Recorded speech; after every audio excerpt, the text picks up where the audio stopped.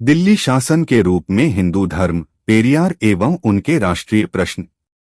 जय भीम दोस्तों, ARDM story YouTube channel में आपका स्वागत है। दोस्तों, आज के इस वीडियो में हम दिल्ली शासन के रूप में शासन कर रहे हिंदू धर्म, पेरियार रामास्वामी एवं उनके कुछ राष्ट्रीय प्रश्नों को विस्तृत से समझेंगे। यह वीडियो 2 भागों में बंटा हुआ है। यह पहला भाग वीडियो बहुत ही महत्वपूर्ण होने वाला है, इसलिए वीडियो के अंत तक बने रहें तथा यदि वीडियो पसंद आए तो इसे लाइक, सब्सक्राइब और शेयर जरूर करें। तो चलिए दोस्तों, वीडियो को शुरू करते हैं। जब उपनिवेशवाद समाप्ति पर था, तब भारत की राजनीति के धरातल पर मुस्लिम अलगाववाद और हिंदू पहचान की लहरें उठ रही थीं। हिंदू धर्म को सामान्य पहचान मान लिया गया था, फिर चाहे वह हिंदू धर्म का सामान्य और उदारवादी रूप हो जिससे अधिकांश कांग्रेसी सहमत थे, अथवा हिंदू राष्ट्रवाद का अधिक उग्रवादी स्वरूप हो। हिंदू राष्ट्रवाद में, जिसमें 1920 और 1930 के दशक में काफी विकास हुआ, न केवल रक्त और प्रदेश, प्रजाति, धर्म और राष्ट्र पर बल्कि भाषा पर भी बल दिया जाने लगा और संस्कृत हिंदी को विशिष्ट रूप से भारतीय भाषाएं माना जाने लगा। इसमें विशेष रूप से उत्तरी भारत की ओर अधिक झुकाव था। उत्तर भारत के रूढ़िवादियों के भावपूर्ण नारे हिंदी हिंदू हिंदुस्तान का एक शक्तिशाली नकारात्मक पहलू भी था। भाषा, धर्म और राष्ट्र के समीकरण ने न केवल अलग धार्मिक पहचान से संबद्ध लोगों को बल्कि अलग भाषाएं बोलने वाले लोगों को भी स्वयं को एक अलग राष्ट्र के रूप में देखने के लिए प्रोत्साहित किया। इस प्रकार हिंदू रूढ़िवाद की शक्तिशाली केंद्रीकरण की प्रवृत्ति का एक नकारात्मक प्रभाव यह हुआ कि अनेक जाति विरोधी आंदोलन क्षेत्रीय और उत्तर भारत विरोधी आंदोलनों और ब्राह्मण विरोधी पहचान में तब्दील हो गए। जाति नस्ल नहीं है, और अंबेडकर ने सबसे पहले इस अंतर को समझने और कठोर रूप से एक अखिल भारतीय, यहाँ तक कि केंद्रीकृत आचरण अपनाने पर बल दिया। किंतु जाति, समुदाय और प्रजातीयता की विशेषताएं एक समान होती हैं, जिसे देशी भाषा में जाति और कौम भी कहा जाता है, और दोनों को अक्सर समान अर्थ में प्रयोग किया जाता है। फुले के समय से ही जाति विरोधी आंदोलनों के एक बड़े हिस्से ने इस पर बल दिया था और संभ्रांत ब्राह्मणों को आर्य तथा स्वयं को गैर-आर्य कहा था, जो विभिन्न जातीय समुदायों और यहाँ तक कि एक भिन्न प्रजाति से संबंधित थे। भारत की विविधता को देखते हुए विशेष रूप से गैर ब्राह्मणों और दलितों की विविधता के संदर्भ में कहा जा सकता है कि विभिन्न क्षेत्रों में सामूहिक प्रजातीय पहचान विभिन्न रूपों में प्रकट हुई। ब्राह्मणों और हिंदुओं का विरोध विभिन्न गैर हिंदी भाषियों में और कभी-कभी राष्ट्रीयता की उत्तर भारत विरोधी पहचान में प्रतिबिंबित हुआ। उदाहरण के लिए 1930 आदि में सिख और मुस्लिम धर्म के लोगों ने क्षेत्रीय राष्ट्रवादी पहलुओं का विरोध किया और ऐसा करते हुए उन्होंने कांग्रेसी प्रभुत्व का हिंदू प्रभुता और ब्राह्मण बनिया शासन कहकर विरोध किया।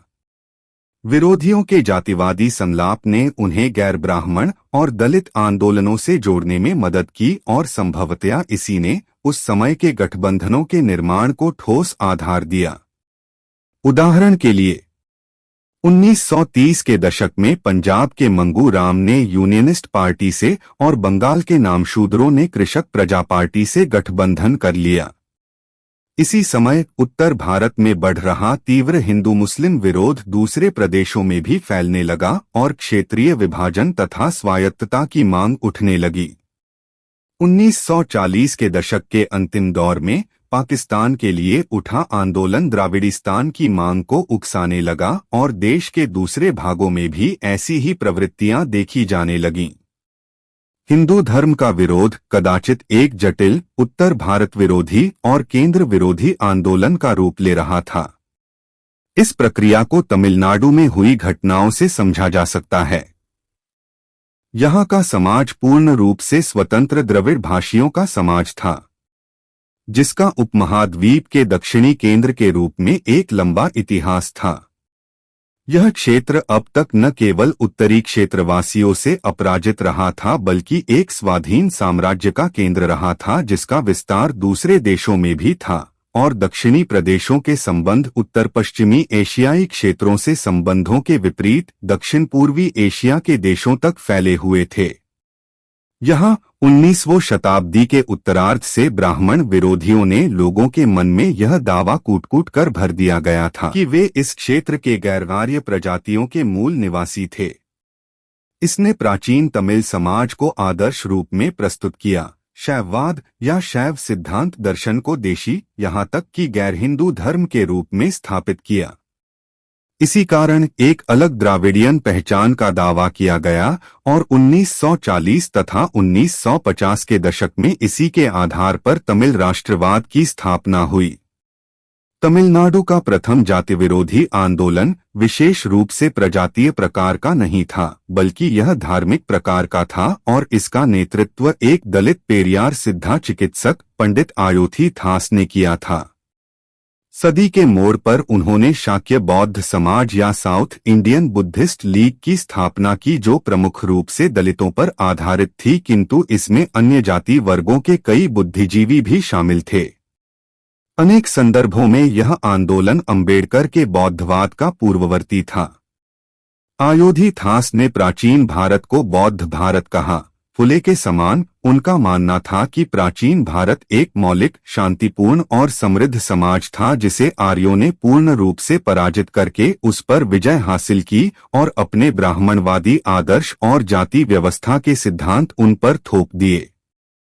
आयोथी थास ने अपना दृष्टिकोण स्वतंत्र रूप से विकसित किया था और फुले के विपरीत उनका मानना था कि इस प्रक्रिया में हिंसा का नहीं अपितु छलकपट का प्रयोग किया गया था।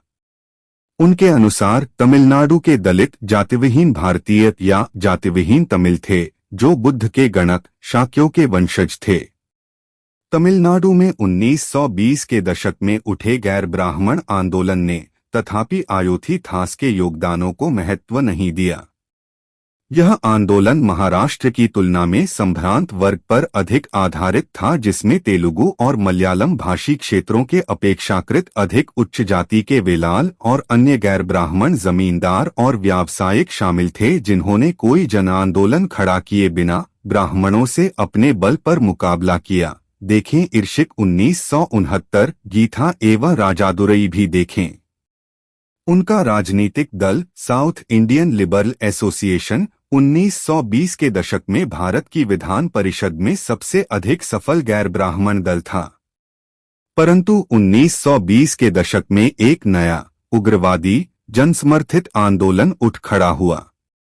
इसके नेता वी रामास्वामी पेरियार 1879 से 1973 इरोडे के एक महाजन परिवार के थे। वह 1919 में कांग्रेस में शामिल हुए, किंतु इसके ब्राह्मणवादी नेतृत्व को देखकर धीरे धीरे उनकी भ्रांति दूर होने लगी। 1920 के दशक के आरंभ में उन्होंने वायकोम मंदिर सत्याग्रह में भाग लिया और कहा जाता है कि उन्होंने आक्रामक रुख अपनाते हुए गांधी का विरोध किया। बाद में उन्होंने तर्क दिया कि जब उन्होंने समझौता करने का प्रयास किया तो गांधी ने उन्हें सत्याग्रह से बाहर धकेल दिया। इसके बावजूद तमिलनाडु में पेरियार का वायकोम के हीरो के रूप में स्वागत किया गया। विधानसभा में गैर ब्राह्मणों एवं दलितों के लिए आरक्षण के प्रस्ताव पर उनका कांग्रेस से टकराव हुआ। पेरियार ने 1925 में कांग्रेस छोड़ दी। दक्षिण भारत के 1927 में अपने दौरे के दौरान गांधी ने वर्णाश्रम धर्म का समर्थन किया और पेरियार ने व्यक्तिगत बैठकों के दौरान और अपनी पत्रिका कुडी अरासू में इसका तीव्र विरोध किया। उन्होंने दावा किया कि देश को स्वतंत्रता प्राप्त करने के लिए 3 शर्तों को पूरा करना होगा है कांग्रेस, तथाकथित हिंदू धर्म और ब्राह्मण प्रभुत्व का विनाश करना होगा। मुरुगेसन एवं सुब्रमण्यम 1975-64 देखें। पेरियार ने 1926 में आत्मसम्मान लीग की स्थापना की और 1929 में इसका प्रथम सम्मेलन आयोजित किया गया। यह आंदोलन पूरे तमिलनाडु में फैला। इसका लक्ष्य फुले के सत्यशोधक समाज के समान था, जिसमें ब्राह्मण पुरोहिताई का विरोध, जातियों के उन्मूलन का आह्वान और महिलाओं की स्वतंत्रता का समर्थन किया गया था।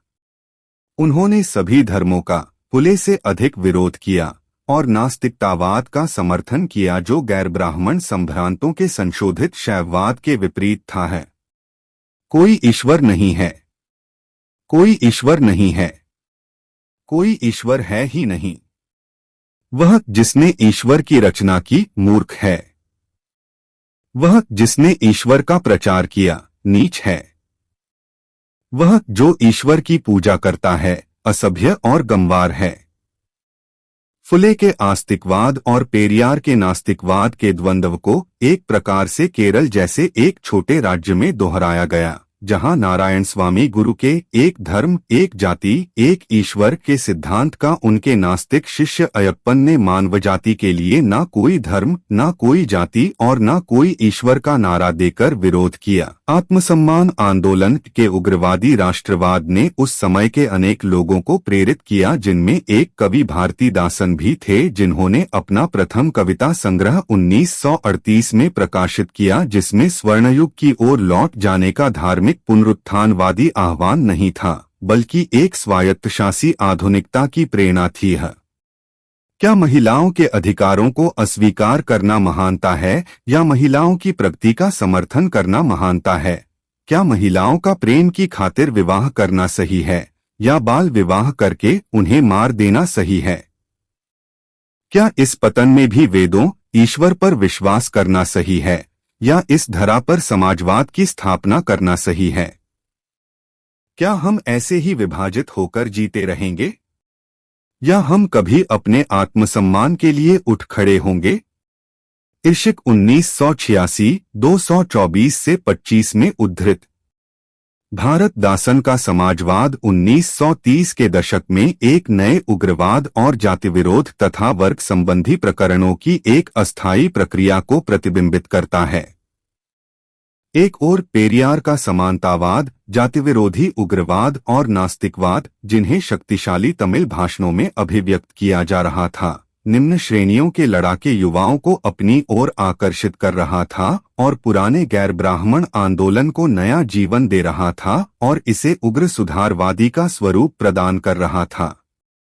दूसरी ओर सिंगारावेलु ने एक शानदार भूमिका निभाई, जो मछली पालक श्रमिकों का यूनियन लीडर था और जिसे दक्षिण भारत का पहला साम्यवादी समझा जाता था। वह अयोथीथास के शाक्य बौद्ध धर्म से संबंधित था और वह स्वतंत्र रूप से एक श्रमिक दल का गठन करने वाला पहला भारतीय था जिसे कम्युनिस्ट पार्टी का अग्रवर्ती माना जाता है। देखें मुरुगेसन एवं सुब्रमण्यम 1975। 1932 में पेरियार ने सोवियत यूनियन की यात्रा की और वहां नास्तिक समाजवाद की ठोस उपलब्धियों को देखकर बहुत प्रभावित हुए, जबकि सिंगारावेलु ने कुडी अरासू में समाजवाद तथा इतिहास की भौतिकवादी मटेरियलिस्टिक व्याख्या करते हुए कई लेख लिखे। पेरियार के लौटने के बाद उन्होंने और सिंगारावेलु ने दिसंबर 1932 में आत्मसम्मान कार्यकर्ताओं के समक्ष एक नया कार्यक्रम रखा, जिसमें एक नए राजनीतिक दल की स्थापना का सुझाव दिया गया, जिसका नाम समाजवाद के निकटतम समानार्थी के रूप में समधर्म पार्टी होगा।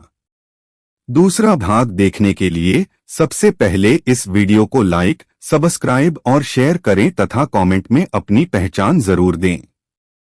धन्यवाद।